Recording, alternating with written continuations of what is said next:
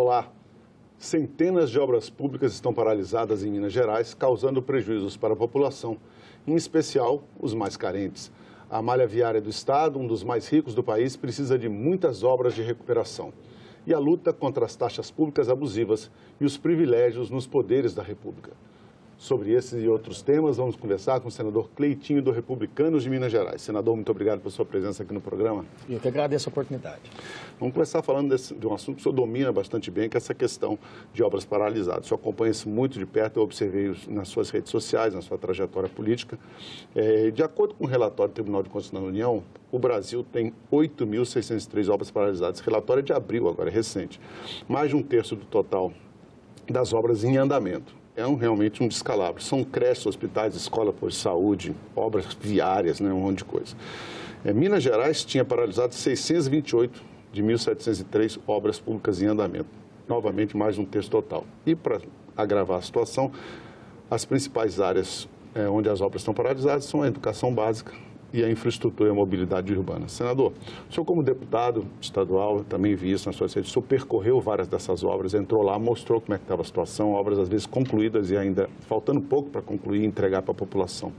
Que medidas o senhor, agora no Congresso, tem tomado para combater essa questão das obras paralisadas no Brasil? Eu vou dar um simples exemplo aqui. A gente votou agora, medida provisória, da questão da Minha Casa Minha Vida, onde para fazer mais minha Casa Minha Vida, mas o que eu pontuei com o ministro é o seguinte: termine as Minha Casa Minha Vida, que tem obras que era da época do Lula, que o Lula voltou.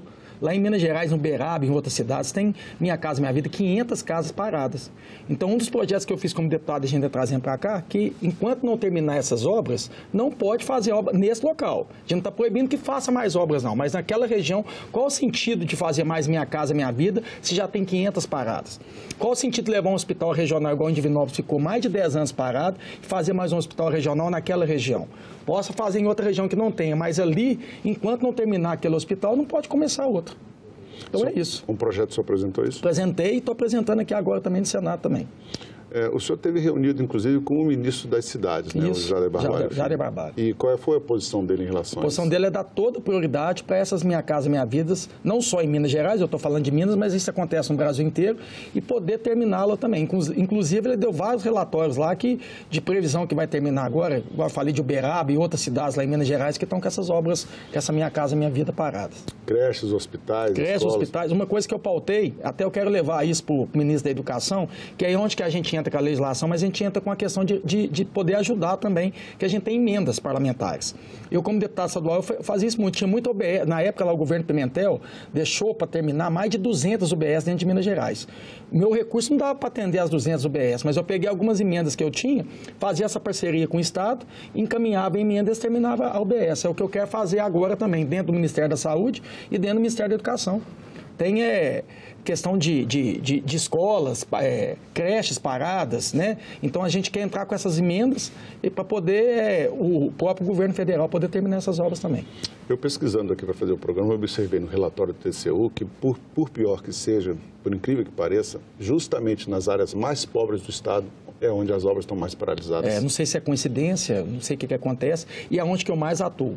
Se vocês pegarem as minhas redes sociais, lugares que eu mais vou vou te falar em questão de Minas Gerais, é o Norte de Minas, é o Vale de Jequitinhonha. Lá tem escolas técnicas, que foi da época do governo do PT, do governo federal, da época da Dilma, e que estão paradas. Então, o que eu quero fazer? Não só além de cobrar, de fiscalizar, é de alguma forma poder também trazer o resultado.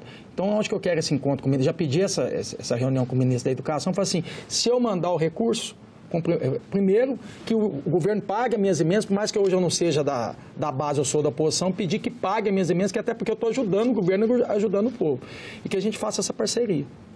Senador, também desde os tempos do senhor na Assembleia Legislativa de Minas Gerais, como deputado estadual, o senhor vem denunciando as péssimas condições da malha viária do estado, né? Quais são, na sua opinião, as rodovias em estado mais crítico? O que pode ser feito para ajudar o governo federal, o DENIT, a resolver essa situação? Tem várias lá. Se eu for pontuar aqui, quem está vindo vai ficar chateado comigo, porque o que eu mais recebo lá no meu contato, no meu WhatsApp, aqui no gabinete, aqui, é a questão das estradas de Minas Gerais, que aí é uma competência também que tem tanto do governo federal e tanto do governo estadual.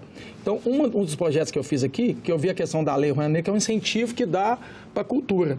Então, a gente está fazendo esse mesmo projeto para incentivar também a questão das estradas. Não que alguém seja obrigado, mas que os empresários que até usufruem dessas estradas possam ter incentivo tributário, né, para poder ajudar também a parceria público-privada para poder fazer essas estradas também. Que eu acho que o governo ganha e também o cidadão e o empresário também ganham.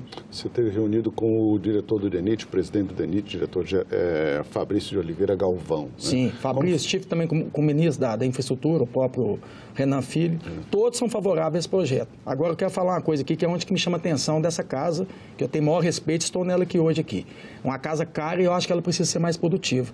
Esse projeto foi um dos primeiros projetos que eu protocolei, se eu não me engano, foi bem quando a gente entrou em fevereiro, que o que eu pauto, o que eu cobro, que eu fiscalizo, eu vou atrás de poder tentar resolver. E até agora acho que não tramitou em nenhuma comissão. Então acho um projeto de suma importância, é um projeto que ajuda tanto os estados, ajuda tanto o governo federal e ajuda o povo. E até agora, e tem o apoio de todo o governo federal. O senhor acha que o processo legislativo aqui no Senado está lento, né? Sim, eu acho que essa casa, que é uma casa revisora, tinha que ser mais protagonista. Eu acho que é um projeto que, às vezes a gente está aqui pautando alguns projetos, que todos os projetos são importantes, mas a gente deixa de pautar projeto mesmo que realmente muda a vida das pessoas. E é isso que é uma das coisas que, isso aqui não é desrespeitar ninguém, isso aqui é uma coisa que eu acho que a gente precisa melhorar. Esse projeto que o senhor mencionou no início da resposta é um projeto de lei que permite a iniciativa privada adotar trechos de estradas, também, né? Também. E pode ser a estrada federal, pode ser... Inclusive obras paradas. Tem também, junto com essa questão das estradas. E, por exemplo, tem um posto de saúde lá na cidade também que tá parado, né? Que tem 10 anos parado. Ela também pode ter um incentivo tributário também, mas ela termina também esse posto. Então, não é só com a questão das estradas, não. É até com obras paradas também. Vamos mostrar uns infográficos do próximo assunto que nós vamos tratar aqui, senador, que o senhor tem outras ações voltadas para a defesa do consumidor, além dessa questão das obras paralisadas, é a questão da taxa de esgoto. Vamos mostrar. Para mim é um dos maiores crimes que existe no país. Eu venho falando isso desde quando era deputado estadual.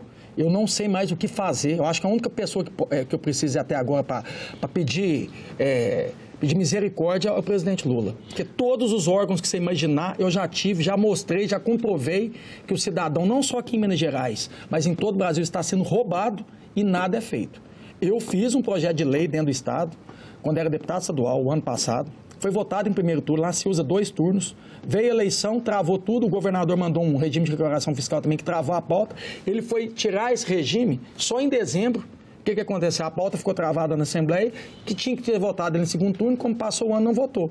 Então era para isso, para poder cidades que comprovar que não tem um efetivo tratamento, que não tem, já é comprovado, e você vai mostrar aqui que realmente que não tem efetivo tratamento, que possa ter desconto na tarifa de água. E o dia que tratar de verdade mesmo, aí se cobra. Então, isso é mais que justo. Então, eu estou falando isso, já tem 3, 4 anos que eu venho falando isso. O senhor mencionou bem, isso não é um problema só de Minas Gerais. Não, do Brasil. A legislação federal permite que as empresas cobrem, mesmo sem prestar parte imparcial ou totalmente o serviço de coleta de esgoto, que se cobre 50%, se tiver estação de tratamento de esgoto no município, ou até 90% se tiver. Isso. Mesmo sem recolher Mas esgoto. Não tem. Não tem. Nós temos aqui, Minas Gerais tem 853 municípios, 60% cobram pelo serviço. Ou seja, 40% só que não cobram, mas muitos não têm. 80% dos que não cobram têm menos de 10 mil habitantes. Aí a gente vai olhar aqui outra informação, aqui é a qualidade do serviço, né, senador Cleitinho? Em vermelho no mapa de Minas Gerais aqui, alarmante o estado de prestação de serviço de coleta de esgoto. Então, isso comprova o que eu estou falando. Olha para você ver, são os dados que você tem aqui, ó, qualidade de serviço de esgoto. Alarmante, 563. Essa informação, inclusive, eu recolhi num estudo do governo do estado de Minas Gerais. E aí a gente vai mostrar que quem que presta o serviço no estado, a maior parte é prestada ainda pelos próprios municípios, mas a empresa que presta mais é a Copasa, com 250 dos 853 municípios de Minas Gerais. Só lembrando que a Copanor aqui, ela é da Copasa também. Também, Copanor e Copasa juntos já são chega a ser quase 300. Quase 300 municípios atendidos pela Copasa, e o senhor tem uma luta contra essa empresa nesse sentido. Total. E uma das coisas que mais chama atenção é a questão de saneamento básico, que aqui se investe mais com propaganda de governo, que se investe mais com fundo eleitoral, para colocar dinheiro no bolso de político, do que investir em saneamento básico. E eles têm a cara de pau de cobrar um tratamento que não existe. Então, quer dizer, rouba na cara dura da população brasileira. Eu venho escancarando isso, e quem fica taxado aqui de bagulhento, de chato, sou eu. Escancarando uma vergonha. Um roubo legalizado. A alternativa para fazer isso é entrar com um projeto de lei para mudar a lei federal? Fiz isso como deputado estadual para abranger só no meu estado, a competência era essa. Agora eu já fiz esse projeto, o mesmo projeto que eu fiz como deputado estadual, fiz aqui no Senado. E novamente falo para o senhor, até agora não foi avaliado em comissão, não foi pautado em nada. Foi já pelo menos indicado algum relator para esse projeto? Acredito que não. Ainda não. E pediu o presidente, a última conversa que eu tive com o presidente Pacheco, pedi pelo amor de Deus, pedi para ele, coloca meus projetos, são projetos que são bons para a população. E estou aqui pedindo. Eu também fiz uma pesquisa sobre esse assunto e vi que até você tem entidades, além do PROCON, você tem entidades de defesa do consumidor pelo Brasil todo que oferecem serviço para o usuário que está sendo cobrado nisso para entrar com ação judicial para receber o dinheiro. Em alguns casos, eu fiz uma simulação em Minas Gerais, por exemplo, se você paga R$100 de conta de água, você entrar com uma ação, você consegue receber quase R$5.000 pelos últimos 10 anos de cobrança pelo fato de que esse serviço especificamente não foi tratado. Cobrança indevida. Cobrança indevida. Falando em cobrança indevida, senador, o senhor também tem trabalhado muito aqui, criticado muito a existência de outras taxas públicas que existem e que elas não precisariam estar sendo cobradas do consumidor. Pode dar alguns exemplos, por favor? Vários. Aqui a gente pode falar que eu consegui lá em Minas Gerais, que é a taxa de licenciamento, onde que é papel verde, que quando você vai numa blitz ou você precisa apresentar, você tem um papel moeda que é um papel verde. O mundo modernizou, hoje você faz muita coisa online. Então, hoje você faz isso tudo pelo computador. O Estado não presta mais esse serviço. Eu fui denunciando isso dentro de Minas Gerais, onde que lá se cobrava R$135. Peguei e fiz esse projeto de lei, consegui que foi aprovado, o governador sancionou, caiu para R$30. Consegui tirar R$100, tirei 2 bilhões do caixa do Estado, coloquei no bolso da população. Ainda acho que não tem que cobrar nada. Mas o governo ainda sancionando, acha que tem uma prestação de serviço DETRAN, que não existe prestação de serviço. É automático. É automático. Não tem necessidade da prestação de serviço do Estado. Então a gente fez ele aqui também, nacional também, para que os Estados não possam cobrar mais. O senhor também luta muito contra a cobrança de taxa de religação de energia elétrica para os outro absurdo, outra covardia que faz também. O cidadão, não pagou, aí ele, antes, o funcionário da empresa ia lá e religava. Hoje faz também online e continua cobrando essa taxa. Então, assim, se você não grita, se você não fala nada, isso vai para o resto da vida. Então, a gente começa a analisar essas taxas que são cobradas indevidamente e começa a fazer projeto de lei aqui para tentar mudar isso aí. Apesar que não precisa nem de projeto. É só eles ter vergonha na cara e tirar essa taxa, porque não tem prestação de serviço. Podia ser uma medida administrativa. Administrativa. Né? Verdade. Outro assunto interessante aqui, senador, que a gente pode conversar, esse é realmente impressionante certas coisas que acontecem no Brasil. Né? Existe o passe livre, né, para idoso, para pessoa com deficiência, mas a maioria dessas leis que criaram os passes livres são leis municipais. Isso. Então acontece muito que às vezes o idoso ou a pessoa com deficiência precisa transitar de um município de um estado para outro, né? E aí ele está no município dele com passe livre, ele entrou no outro, ele não tem passe livre. O que pode fazer sobre isso? Eu acho que a hora que vai para outro município ele não é idoso mais. Parece isso, né? Então a gente fez esse projeto de lei porque ele, com o passe que ele tem, transita onde que ele quiser. Ele já tem esse direito. Então não tem por que ele vai para outro município ou vai para outro estado que ele, eu não é idoso mais, não. Não, ele continua sendo idoso e continua sendo direito dele. Então é um projeto justo. A Pesquisa Nacional de Saúde, que foi divulgada há 2 anos, mostrou que 1 em cada 10 brasileiros tem alguma dificuldade motora, ou de audição, ou de visão, ou seja, é pessoa com deficiência. Sim. E as carteiras de passe livre, como o senhor mencionou, são municipais. A sua proposta é um passe livre nacional, digital, uma coisa bem simplificada. Que vale para o Brasil inteiro, até porque é o direito dele. Bom. Combate aos privilégios, senador. Me diz uma coisa, o senhor foi deputado estadual e lá o senhor apresentou 2 propostas, o senhor mencionou uma já aqui na resposta anterior, uma para mudar a Constituição do Estado de Minas Gerais, proibindo todo tipo do que a gente chama de penduricalho salarial que existiam para os servidores do Legislativo, do Executivo e do Judiciário do Estado. Existem vários, né, quase sempre sob nomes de auxílio que aparece lá no contra-cheque. Por que ainda existe essa cultura no Brasil de se dar privilégio a certas categorias profissionais dentro do Estado? E como o senhor pretende aqui, como senador, atuar nesse sentido, também combatendo esses privilégios nas esferas federais? Primeiro, quando a gente propõe isso, fica achando que a gente é demagogo. Então, a primeira coisa que eu faço é dar exemplo. Eu, como deputado estadual, abri mão de quase tudo, só usava o que era necessário, deixo bem claro o que é necessário. Por exemplo, a gasolina, eu preciso vir para cá. Então, a gasolina eu uso, como eu fazia lá, eu era de Divinópolis, precisava vir para Belo Horizonte, então usava a gasolina. O que eu achava que era desnecessário, aluguel de carro, eu ia no meu próprio carro, indenização de alimentação. Eu tenho um excelente salário que eu tenho a ajoelhar e agradecer a Deus. Então, eu mesmo tenho que pagar a minha alimentação. Então, vários auxílios como esse, lá tinha auxílio moradia também, abri mão. Então, durante esses 4 anos de mandato de deputado, eu devolvi R$4 milhões, deixando de usar. Usava menos assessor também. Isso aqui funcionava o gabinete? Fiz isso e estou fazendo aqui no Senado também. Aqui a gente tem um carro oficial que eu não uso. Tem até a questão também do plano de saúde aqui do Senado também, eu contratei outro plano particular. Então, assim, tudo que eu acho que eu já fazia, não tem por que eu virei um senador, um mero empregado do povo, que a gente é isso, é empregado, a gente não é Deus, a gente não é faraó. Então, assim, eu faço isso para dar exemplo e, além de dar exemplo, eu tento propor alguns projetos. Agora, eu vou ser bem honesto com a população que está me vendo aqui. Todos que eu propus lá dentro da Assembleia não passou. Vou tentar propor aqui também, mas o que eu vou fazer? Vou continuar fazendo a minha parte, dando exemplo. Que aí eu espero que daqui 20 anos, 30 anos, outros políticos que entram e tenham esse exemplo que eu tenho e a gente consegue acabar com esses privilégios.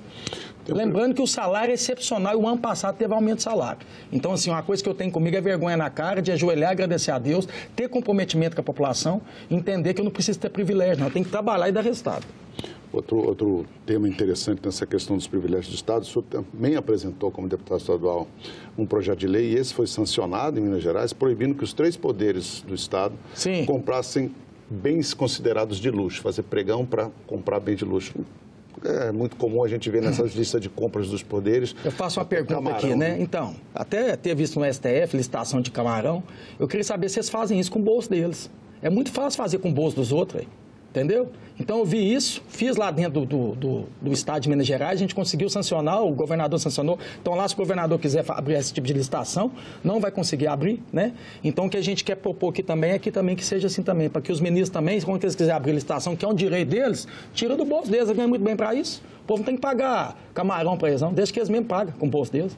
É mais que jurídico, e não só, aqui, nos 3 poderes, o próprio executivo, o legislativo e o judiciário. Senador, geração de emprego em Minas Gerais. Esse é um tema que o senhor é um senador muito jovem, né? E o senhor certamente deve ter testemunhado ao longo da sua vida a dificuldade que os jovens têm de ingressar no mercado de trabalho no Brasil nessas últimas décadas, né? O que o senhor acha que pode ser feito para melhorar a vida dos jovens em Minas Gerais nesse sentido? Eu acho que não é só em Minas, eu acho que é no Brasil inteiro. E eu acho que a gente tem que desburocratizar. A gente tem que parar de demonizar, parecendo que o empreendedor ele é bandido, ele é o malvadão da história. Não, o empreendedor ele é que gera riqueza do país aqui através de geração de emprego. Eu acho que o maior lado social que a gente dá para a população é emprego. Então, a gente tem que se burocratizar. É muita coisa para abrir uma empresa. Então, isso que a gente está estudando aqui agora, aqui dentro do nosso gabinete, com outros senadores também, para a gente poder desburocratizar. Aconteceu uma situação lá em Minas Gerais, lá uma aberração, onde a Heineken ia para Pedro Leopoldo, uma cidade que é da grande BH, e aí uma empresa, aí é o que eu falo, um órgão, e aqui, esses órgãos que eu não consigo entender, que criam aqui no país, que é órgão para ajudar o cidadão, ajudar o empreendedor, acaba prejudicando. Ele entendeu que ele não poderia.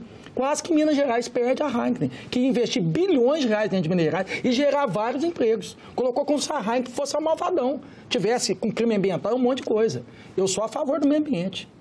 Sempre serei, mas eu sou a favor também de geração de emprego. A gente tem que equilibrar. Se não fosse a gente articular lá, a gente conseguiu levar para passo, junto com o governador. Quase que a gente perde essa empresa. Olha o que ela vai investir dentro de Minas Gerais e olha a geração de emprego que ela vai deixar. Então, para mim, o maior lado social com o governo e política pública que a gente pode dar para um cidadão é poder gerar emprego e ter a sua independência, não depender do Estado. Porque quando ele depende do Estado, vira o que vira o país aqui. Para o jovem ter uma boa chance no mercado de trabalho hoje em dia, ele precisa de uma boa formação educacional. Também. O Brasil, Minas Gerais, mas o Brasil também precisando, devendo muito para o jovem brasileiro em termos de oferecer para ele uma estrutura profissional que ele possa depois se beneficiar dela, né, senador? Sim, investimento. Vamos investir na educação, né? Vamos fazer antes. Estava vendo aqui a questão até do arcabouço fiscal ali, que colocou o Fundeb, que é da educação, dentro do teto. E fora do teto colocou para investir em política, em campanha. Como é que a gente vai mudar esse país aqui? Você investe na educação, você vai investir em político. Quem que produz mais? A educação, um professor, um aluno bem estruturado ou um político, que a maioria das vezes engana o povo e rouba do povo? Então é isso que a gente precisa mudar aqui nesse país aqui. A gente precisa de uma reforma administrativa, uma reforma política, mas a maior reforma que a gente precisa aqui é uma reforma moral. E cabe a nós, senadores, deputados, quem é representante do povo, começar a fazer isso. Um arcabouço fiscal que você coloca dentro do teto. O Fundeb fora do teto para investir em político. Aí resume o que é a política do Brasil. Então é isso que a gente vai conseguir gerar emprego daqui a um tempo? É isso que a gente vai dar estrutura para um adolescente, para um jovem, poder ter mercado de trabalho depois? Então, assim, vamos investir na educação. Isso Isso não é o que estou falando, não. Isso aqui já é, se você, é prática de entender que o que se muda um país é a educação. Senador, o senhor é jovem, como eu já mencionei, o senhor está há pouco tempo na política. Eu estou mencionando agora que o Brasil precisa fazer uma reforma moral, precisa fazer uma reforma política. O senhor acha que as urnas já estão fazendo isso lentamente nesse sentido, na frente dos próprios poderes? Eu até acho que até o cidadão está tentando fazer isso. Mas tem muito oportunista político, que na campanha fala uma coisa e chega depois no mandato e pratica outra coisa. Acaba enganando o cidadão. Mas eu tenho certeza que isso na eleição, na urna já está mudando, porque aonde que tem um verdureiro aqui, novo igual eu aqui, que não tem questão de família na política, não tem estrutura nenhuma política, e estou como senador aqui hoje. Ninguém achava, lá em Minas Gerais, lá, eu era chacota, achar esse cara vai ganhar para senador. Então, quer dizer, já prova que o cidadão está mudando. Voltando um pouco na questão do emprego em Minas Gerais, o senhor... A chacota que eu falo é para os políticos, viu? Porque quase 4 milhões e meio de votos eu não fui chacota, né? A população queria. Então, para os políticos que achou que era chacota é eles. O senhor, aliás, até bom o senhor ter mencionado isso. O que o senhor acha que foi mais importante, mais determinante na sua campanha para o Senado, para o senhor ganhar com essa vantagem toda? Eu acho que foi a minha verdade e a minha sinceridade. Eu acho que eu fui, como deputado estadual, presente, eu não fui ausente, porque o que me chama a atenção da política é isso, você acaba ganhando a eleição e você desaparece do povo, você desaparece da cidade, você não propõe nada. Eu fui um cara extremamente, durante meu mandato de deputado estadual, presente, combatido, fiscalizando, cobrando, fazendo o que a minha função me manda fazer. E na campanha eu fui verdadeiro, transparente. Né? Não enganei ninguém, não prometi nada. Porque como é que acho que o que mais me deixa triste em campanha, acho que o cidadão fica, é um político falar que vai prometer. Como é que ele vai prometer se não está lá? Então, muitos que chegavam para mim e falam, o que você vai prometer? Eu vou te prometer nada. Porque eu não estou lá ainda, vou te prometer comprometimento. Você vota em mim que você não vai se arrepender. Então, acho que a minha sinceridade, a minha verdade, passou isso para o povo e o povo resolveu me escolher para ser representante aqui de Minas Gerais. O seu desejo no Senado, se o senhor pudesse traçar uma meta principal no Senado nesses seus próximos, o senhor está aqui já há 6 meses, mas ainda tem mais 7 anos e meio pelo menos, para o senhor ficar aqui, qual seria o seu sonho aqui no Senado? O meu sonho, que é como político, é uma reforma política no país. E essa reforma moral que eu falo é que tem que vir dos políticos. E eu acho que é também dar dignidade para o povo brasileiro. Vocês vão ver que a maioria dos meus projetos aqui é mais para poder dar dignidade para o povo brasileiro, é para ele ter poder de compra, é para que o custo de vida dele diminui. Pode ver que meus projetos, a maioria é para poder reduzir. Não adianta você aumentar o salário mínimo num ano, pode aumentar para R$1.500, R$2.000, se quando aumenta, tudo aumenta para o povo brasileiro. Tudo aumenta. Então, enquanto eu estou falando da conta de água, como que um cidadão mineiro, isso não é só em Minas, vai pagar uma conta de água de R$400, tendo R$1.300 e poucos de salário mínimo, quer dizer, quase a metade do salário dele já vai pagar uma conta de água. A mesma coisa da conta de energia. Eles teve a cara de pau aqui, eu não estava aqui, mas a Anael, fez a taxa de escassez hídrica, por penalizar o povo por falta d'água. Lá na minha região, nessa época, está tendo um dilúvio de água, e penalizar o povo por isso. Então, tudo é nas costas do povo. Então, é isso que eu vou tentar, um sonho que eu tenho é de reduzir isso, sabe? É dar realmente justiça para o povo brasileiro. Isso é para todos. Eu acho que uma coisa que eu vejo muito aqui dos parlamentares é pautar muita coisa ideológica. É importante a ideologia, né, de cada um, e eu respeito cada um. Eu acho que, mas isso não está deixando o país andar para frente. O que a gente tem que pautar mais aqui é o povo. Uma nação, para ser forte, ela tem que ser unida, ela não pode ser dividida. E o que eu vejo no país hoje é um país dividido. Então, é um sonho meu pacificar o país. Posso estar iludido aqui, achando que eu, sonhando com isso. Mas é uma coisa que eu peço sempre a Deus, me dá sabedoria ao que eu saio de casa, para a gente poder pacificar o país, tendo opiniões diferentes, mas que a gente esteja unido com um só propósito, que seja o povo, que é o patrão de verdade. Senador, obrigado pela sua presença aqui no nosso programa. Eu que agradeço. Eu agradeço também a você que nos acompanhou, lembrando que essa entrevista já está disponível, se você quiser rever ou compartilhar no nosso site, senado.leg.br/TV, no nosso canal do YouTube ou em podcast nas principais plataformas de áudio. Obrigado pela sua companhia e até o próximo Assunto de Estado.